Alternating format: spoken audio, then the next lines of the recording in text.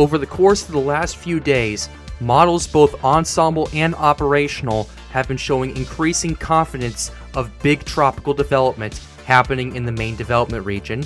The latest we have on this is there may not just be one tropical cyclone that develops in the next 10 days, as according to some ensembles and some operational models, there is a scenario where we could see 2 tropical cyclones developing in the next 10 days. And this video, I'm going to be going over everything you need to know about these areas of development. Alright, let's dive into this. So here is the situation that we have going on, ladies and gentlemen. Ensembles have been picking up on this. The operationals, after days of lagging behind, have finally started to catch up to this potential MDR setup. We're going to be talking about everything that's going to be going on with that. We're going to be looking at the models, the possible conditions, and everything in between to dissect what's going on, how realistic this is, and if this could be a potentially strong system. So with that being said, we are going to go ahead and dive right into this. So starting off right here, this is the European ensemble suite that we have pulled up for you right here. Thanks to Weather Nerds right there. Shout out to them. This is what we have for you guys right here. We're going to look at the ensembles, then we're going to look at the operational runs. We're going to see the difference between them, and then we're going to switch over to our conditions. So let's go ahead and get started because this has been the big headliner over the last couple of days or so. So here's what we got for you guys going on across much of the main development region. 0 days out, we're starting off with this. We're going to go ahead and go out to starting to about, I'd say, about 4 days out.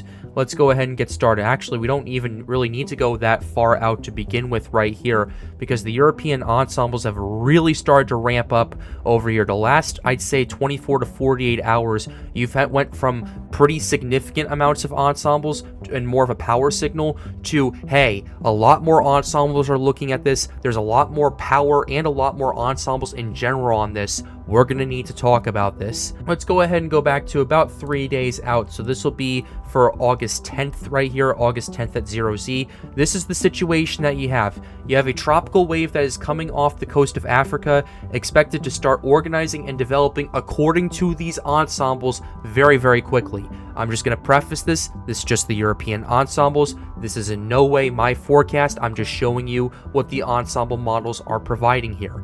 With that said, we have a situation where this starts to really start ramping up actually pretty quickly in the next few days or so. How realistic is this? I do not know. We're going to be looking at all the models and all the data in just a second. But we'll go ahead and go to 120 hours out. So this will be for August 12th. And you have 2 distinct areas of potential tropical development going on. You have one distinct area that's a bit further to the west in the central main development region, west of the Cabo Verde Islands, really just moving due west and heading towards the Caribbean, which there is a lot of shear populating in this region over here. We'll discuss more in a few minutes. But ultimately, you have another big tropical wave coming off the coast of Africa following that, and that might also be a potential area that we're going to want to watch according to the ensemble suite. Let's go ahead and go to 6 days out and show you even further. You have these 2 distinct areas that just develop back-to-back according to the European ensemble. The majority of the Western ones do have quite a bit of power to it, as a matter of fact. There are quite a few hurricane scenarios, especially on the northern side of that ensemble suite right there. If you look at what's going on further to the east, which is just south of the Cabo Verde Islands, a bit more compact, a bit more concentrated, and a bit more in agreement. There is a little bit of power associated with it. You're seeing a couple 990s in there, but right now it's just been a very good and very consistent signal. And the fact that both of these signals are developing right off the bat in the MDR is very interesting for me, to say the very least. Normally, when you have a tropical wave come off the coast of Africa, drops down, kind of has that splashdown effect, and then as it transitions from more land-based convection to tapping into the water temperatures and using that for convection, it kind of goes through about a 24 to 48 hour period where you don't see that much convection, and the convection you do see is generally popcorn convection. So the fact that we are seeing 2 back-to-back signals of this starting to get its act together right away is definitely interesting. It is a little skeptical to me, and I'll talk about why in just a second, but it is definitely an interesting situation to pay attention to.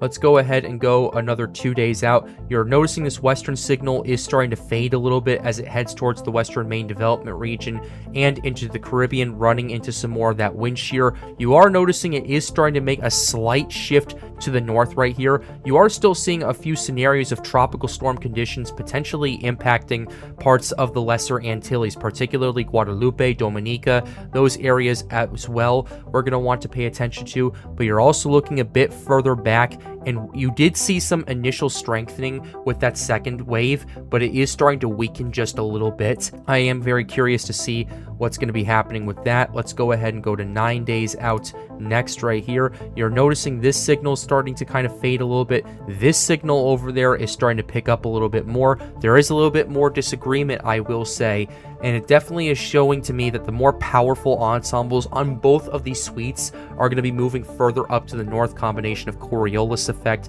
and the fact that you're seeing a weaker Bermuda ridge than average thanks to the El Nino. So definitely an interesting situation. I know I keep saying that. This has been really evolving, and it went from a rather fluid situation into something that went, okay, this is actually a potentially legitimate signal that we're going to want to watch out over here. And then as we go to 10 days out, a lot of the power ensembles in both of these signals actually shift a bit further up to the north. The more weaker ones do head towards the Caribbean, but they run into the Caribbean graveyard shear over here off the coast of Puerto Rico, the Dominican Republic, and start to weaken from there.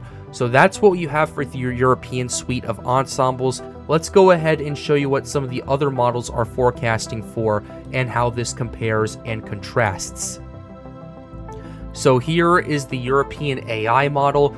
Not as strong as the European, a bit weaker, but you still have that signal popping up over here in the main development region. Let's go ahead and go to 96 hours out. You're seeing those ensembles really starting to pop up over here in the central main development region. Definitely an interesting thing to pay attention to going forward. Let's go ahead and go to 5 days out. Yeah, you're seeing both of these signals starting to pop up, remain relatively weak in general, and especially compared to what we see with the European, although tropical storm strength on a lot of the ensembles is definitely there, at least with the first signal. The second signal is slowly but surely getting its act together as time continues to progress.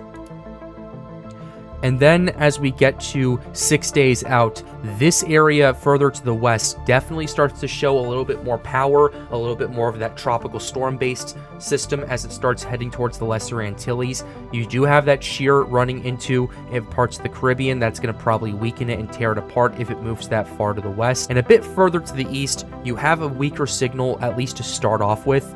I'm not 100% sure how that's going to progress going forward. Let's go ahead and skip to August 15th and see what's going on. Yeah, the first signal starts to kind of dissipate as it moves through the Caribbean. The second signal is the one that starts to take over, shows a little bit more pop, a little bit more power as well. And then as we go ahead and go to 9 days out, definitely noticing a bit of a split similar to the European. The more powerful ensembles are shifting a bit further up to the north, while the weaker ensembles are shifting a bit further down to the south towards the Caribbean once again, and that is only exacerbated even further by the time we get to 10 days out. So overall, pretty interesting situation. Both the European and the European AI are showing these signals. They're in big disagreement in terms of the power and the intensity, and we'll talk about the conditions to see how realistic the European ensembles are and what generally we could potentially see if things start to go down in this region. But next we have the GFS ensemble. Let's go ahead and pull this up for you guys right here, going 72 hours out. You have your signal starting to develop south of the Cabo Verde Islands, southwest of the Cabo Verde Islands as well. Starts off relatively weak, that's to be expected, as it comes off the intertropical convergence zone. And then as we get towards August 11th, you're seeing more of those signals starting to pop up a little bit more. Not necessarily as strong as the European, but you are seeing a lot of this starting to ramp up. And then you start seeing the second wave behind it starting to slowly get its act together as it emerges off the coast of Africa. I will tell you this is definitely more of a realistic scenario in terms of tropical development. The European is just going boom, boom, boom, boom, boom. Whereas the GFS is going, okay, we're going to take our time with this. It's not going to develop right away. The European's being a little aggressive with this. Let's see how this is going to go. And for right now, you're definitely seeing a little bit of pop. You're definitely seeing an increase of winds as the system does its best to attach from the ITCZ, the first one that is. And as we go another 24 hours out, you're definitely starting to see both these signals starting to organize and potentially develop down the line. The area further to the west over here, definitely interesting to say the very least. You're definitely seeing a bit of a power signal with this, albeit the ensembles remain relatively weak in terms of the pressure. So we'll have to see how that gets flushed out and how things will start correlating from there. The more powerful the ensemble, the further north it gets pushed up, mainly due to Coriolis, mainly due to the Bermuda High. But ultimately, what you have going on is two distinct areas of tropical development that the European, the AI run, and the GFS are all supporting at this current point in time. Now let's go ahead and take a quick gander at some of the other AI models, because I know they've definitely been a bit more sheepish and they're going, hold on a second, let's take a look at this. I'm not entirely too happy about this. This is what the Google DeepMind is showing. They're not showing too much tropical development over here in this part of the main development region at this current point in time. I want to, just for my own curiosity, what was the 12Z from yesterday? Okay, so the 12Z has definitely been interesting. They've definitely actually downtrended, at least according from what we've seen yesterday, to the 0Z this morning, as a matter of fact. Whereas what we see today, you're seeing a few ensembles popping up, but not nearly as much as what we saw yesterday. Let's take a quick gander at our GENC run as well. Not showing too much either. Not too excited about this signal. What was the 12Z showing yesterday? A bit more, I would say, on the eastern side, but not really that much going on the western side. So you're definitely seeing a split in the models.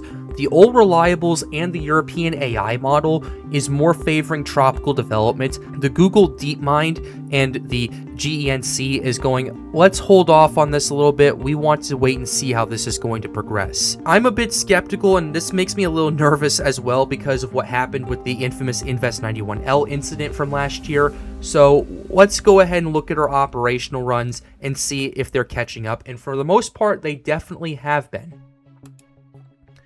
Starting off with the European model, let's go ahead and show you what we have with this entire run. You have the tropical wave, the first one coming off the coast of Africa. The operational run isn't necessarily too excited with this area of tropical development. It's the second wave that the European's looking at that's much more favorable for tropical development, and the European actually wants this to be a tropical storm right off the bat as it comes off the coast of Africa. The first waves move off, it heads towards the Caribbean, not too much happens with that, but the second wave, according to the European, slowly but surely consolidates and organizes, and then as it heads towards the central MDR, it starts intensifying, potentially reaching hurricane strength.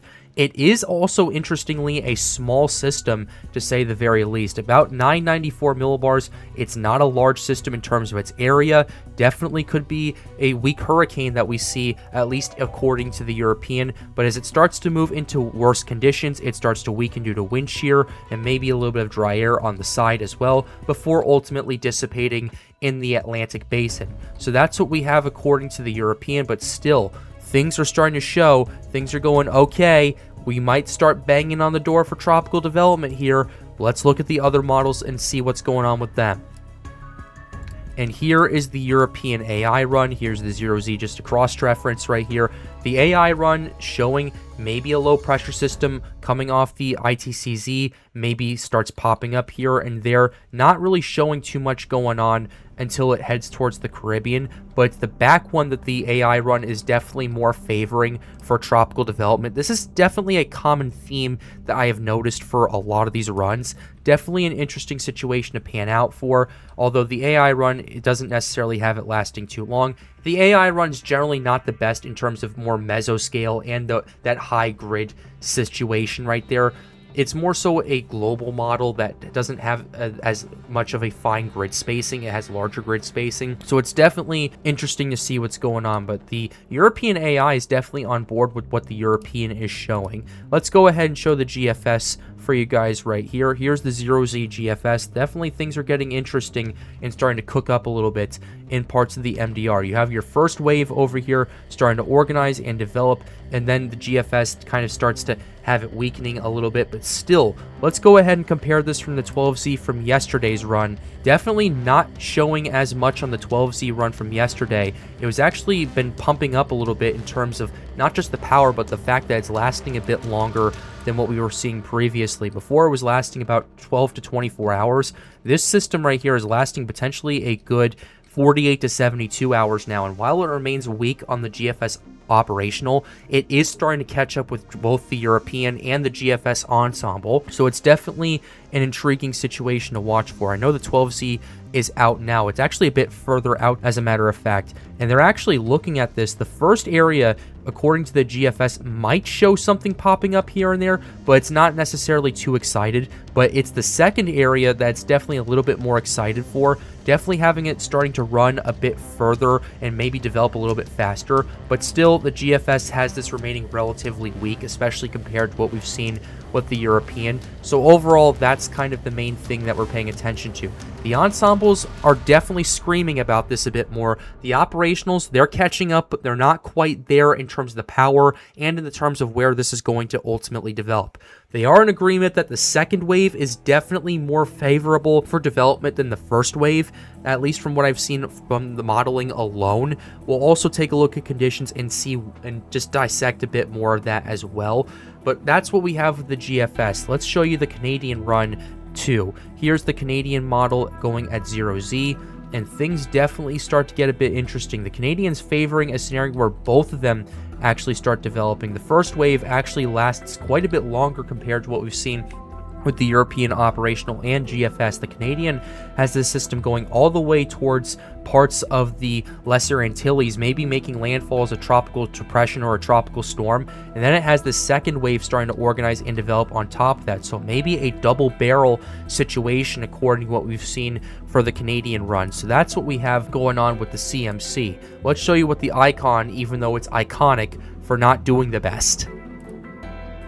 And here is your icon. The 12Z icon is actually showing a similar situation to the Canadian. What was the 0Z showing? I'm just out of curiosity. The 0Z was a bit weaker compared to what we've seen with the 12Z today. A lot of the 12Z runs are coming in, and they're continuing to uptrend on both of these signals, as a matter of fact, at least according to the Canadian and the icon for so far. We'll have to see how the Euro GFS and the rest of the models start to react, but it's definitely been a bit on the upswing, and while for now they have remained relatively weak, the ensembles definitely are there, and they're definitely screaming that, hey, maybe something might be happening here. Let's talk about the conditions, though, because I want to see, okay, all these models are favoring some sort of tropical development to some extent. What are the conditions going for? How can we dissect this? And what are the models exactly looking at? Starting off, here is our water temperatures brought to you by Cyclonic WX. Here's what we have going on in the main development region. You're looking at 28 plus degrees Celsius waters going on across much of the MDR. South of the Cabo Verde Islands, you're looking at 28 plus degrees Celsius. You've also noticed that a lot of these water temperatures have absolutely started to spike off the coast of Mauritania and around the Cabo Verdes, especially in the last week, as a matter of fact. In fact, this is actually a trend we have noticed throughout much of the Atlantic. Let's go ahead and show you the climate reanalyzer, because I want to go ahead and preface and I want to go ahead and show this as well. And this is what we have. Over the course of the last week or so, the SSTs across much of the Atlantic have been exploding. You had a situation where on July 31st, you were at an average temperature of about 24.4 degrees Celsius, and it was kind of more so competing with last year's water temperatures with that top spot. Now it is firmly in the number 3 spot, and if it continues at the rate it's going, if it continues to explode at the rate it's going, it's definitely going to match 2024's water temperatures for sure. Definitely a very intriguing situation. You're seeing a scenario where the water temperatures are absolutely exploding, and they're only getting more and more above average as time continues to progress. Matter of fact, here is the map animation I want to show you guys right here. Here is the difference we have seen from August 1st until now. And let's look at the water temperature surge right here. What we've noticed is that water surge is moving further to the east. It's consolidating in parts of the main development region, but the main area that's definitely seen that surge is the area around the eastern MDR, the Cabo Verde Islands, off the coast of Mauritania from that maritime heat wave that's going on over here, and even in parts of the Gulf and the Atlantic Basin.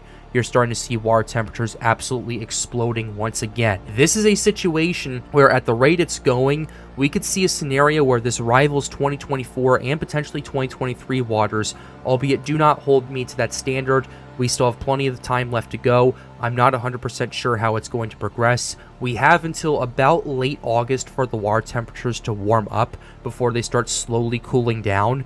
So it's definitely going to be a race against time starting in the next week or so before those water temperatures continue surging. That said, for what we are seeing in the context of what's going on now, we are looking at 27 to 28 plus degrees Celsius waters across much of the MDR. For those of you who do not know how warm that is, that's about 80 to 82 degrees Fahrenheit. For those of you who do not use the metric system, 27 degrees Celsius is kind of that magic number for what you want for big hurricane development. I have seen hurricanes develop, potentially strengthen at lower water temperatures. Hurricane Dawn of 2023 was a pretty infamous example for me. As a matter of fact, I remember covering that. That was pretty fun to talk about in the subtropics. It's around 27 degrees Celsius or 80 degrees Fahrenheit. That's that magic number, and we've definitely surpassed that, to say at the very least. That's just one piece of the equation. Okay, Patrick, we get it. The water temperatures are warm. You've been saying this the last couple of months. What is everything else looking like? Well, let's go ahead and start and look at part 2 of our water temperature analysis. And that, my friends, is your ocean heat content. Ocean heat content is essentially your fuel tank. How much fuel do you have in the tank for a tropical cyclone to develop and potentially go off? Well, in the main development region where it's at and where it's expected to move through, it's in an area of about 25, maybe 50 OHC at its peak, so not necessarily too deep where it's expected to organize and develop on the ensembles.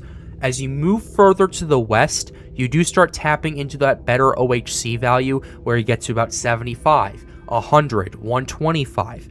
I remember this pretty distinctly from last year. We had a scenario where Hurricane Aaron just popped off right on the bat, started moving further to the west. It was sitting over about 25 to 50 OHC, and then as it started moving into better conditions, it just started exploding once it started tapping into deeper water temperatures and deeper warm water.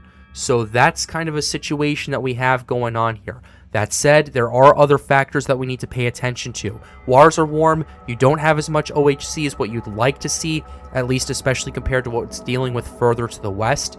What are the other factors like? What is the wind shear? What's the dry air going to look like? Let's go ahead and turn to that. For that, here is our trusty dusty European model. We have the 0Z for you guys right here, and we will go ahead and start with our wind shear aspect of things. Wind shear is definitely kind of interesting. Over the case of the next 24 hours, you have a situation where a lot of the shear just gets pushed further to the west and starts weakening. As you get to about 48 hours out, you have a situation where you have actually a pretty robust shear pocket, low shear pocket that is, that starts to develop and move into parts of the main development region. You have a situation where you have a good opening for both of these waves to potentially develop. That double barrel situation definitely gets a lot better once we get to about 72 hours out, when that first wave starts moving through parts of the MDR and starts moving into this low wind shear area. I'm not sure how exactly it's going to progress. We will have to pay attention to it, but by the time we get to 4 days out, you do have a little bit of back building with the shear. That shear pocket remains pretty consistent and pretty robust across much of the MDR, but you are seeing some back building going on over here. That back building continues for the next 5 days until you have our second wave that starts to emerge off the coast of Africa, and how it starts to combat the shear is definitely interesting. You are noticing some quote-unquote shear going on over here, but I am noticing as well that some of this quote-unquote shear is more so wind generated by the storm itself. I'm not necessarily too worried about it. It's more so the shear to the southeast and to the north that I would want to pay closer attention to, especially with that second wave. And you are noticing that shear starting to build back up in parts of the MDR as it starts moving further to the west. You have that shear pocket still holding pretty strong until it gets to right about here by the time we get to the afternoon of August 14th. This system is going to be running right into this wind shear pocket right here. It's going to have to battle a lot of wind shear if it wants to keep moving and keep developing. It's going to more so be a fight of it holding itself together at that current point. And then as it starts shifting further up to the north, according to the European, you just have to combat a bunch of wind shear right here. And if it can hold itself together and it can continue to do that, you could see a situation where you have another opening going on briefly in the Atlantic Basin, but you have a bit of a trough starting to set up and build into parts of the subtropical and the Atlantic basins over here. So it's definitely going to be a tough battle. And I would say that based on the wind shear situation alone, you're going to have a scenario where its best chance of development is going to be most likely as it's in the MDR. Once it moves past the central MDR, your chances start decreasing from not just the first wave, but the second wave as well. The first wave, if that does develop, I will say it definitely is a bit intriguing of a situation. You do have a bit of wind shear that starts to open up in parts of the Caribbean if it moves that far to the west. By the time we get to about 6 days out, you're starting to see that wind shear starting to build back up over here. So if this system does develop and head towards the Caribbean, remains relatively weak, it's just going to be running right into this wind shear and getting torn apart as that wind shear starts to pick up again. So ultimately, it's a scenario where the wind shear, at least initially, looks really favorable for both of these systems to potentially develop, but down the line, it could be a pretty big inhibitor, especially if this wind shear starts to build back up in much of the Caribbean and parts of the main development region, particularly on the western side. So with that being said, let's go ahead and show the dry air aspect of things. And here is your dry air. Definitely an interesting situation. You have a moisture pocket that's building up in parts of the MDR. Yes, there's still Sahara air layer. Yes, there is still dry air across much of the Atlantic right now. But in the next 24 hours, you have a very robust moisture pocket starting to emerge in parts of the main development region. You have a situation where if the system wants to get its act together and organize and develop, if it can take advantage of that moisture pocket and take advantage of that wind shear, it definitely, in my opinion, has a chance of doing that. Yes, there is still dry air to deal with, but a lot of that dry air has been decreasing. You're starting to notice more that's getting pushed up to Europe now compared to what we've seen in the last couple of months. You have a scenario where this more moisture, you start moving through parts of the Sahel region and parts of the Atlantic. You're starting to see a situation where those moisture pockets just get more robust. And by the time we get to 5 days out, mind you, you do see a little bit of dry air starting to potentially entrain into parts of the MDR. That could potentially choke out a little bit of the first system. But if that system can survive in that moisture pocket and then start moving into the Caribbean, that's kind of a situation where the dry air aspect of it won't be too big of a deal until it starts running into the wind shear in parts of the extreme western MDR and parts of the Caribbean. But as we get to 5 days out and you have your new system starting to get its act together, look at how robust and how organized this moisture pocket is right here. A lot of the very big dry air shifts further up to the north, and what you're left with is mixable dry air further to the south near its proximity. As long as this system stays out of the wind shear, there's not going to be too much of a situation where there's dry air entrainment. Matter of fact, it starts to consolidate and get its act together in spite of the fact that there's a lot of dry air starting to surround it. That's because it's taking advantage of the low wind shear, and as long as it starts and keeps producing convection at the rate that the European is forecasting, it's not going to have too big of a problem until we get to about the evening of August 14th. There, dry air starts to intrude and starts to choke it out, mainly due to the help of that wind shear that we're dealing with. So we have a situation where you have a scenario where you have good chances for tropical development. Is it going to be impacting people outside of the Lesser Antilles? Most likely not. But it's definitely a situation that we're going to want to watch out for, and we will continue to keep you updated as more data comes in and as more models come in on the Pat's Path Predictor channel. We will be discussing more on this on the Triple P show tonight, so be sure you do not miss that. Be sure to leave a like and subscribe to the channel if you enjoyed this video. The goal, as always, is to get more people engaged with weather. Feel free to join the Storms United Discord server. The link to that will be in the end screen. And with that being said, have a wonderful day, guys. Stay safe.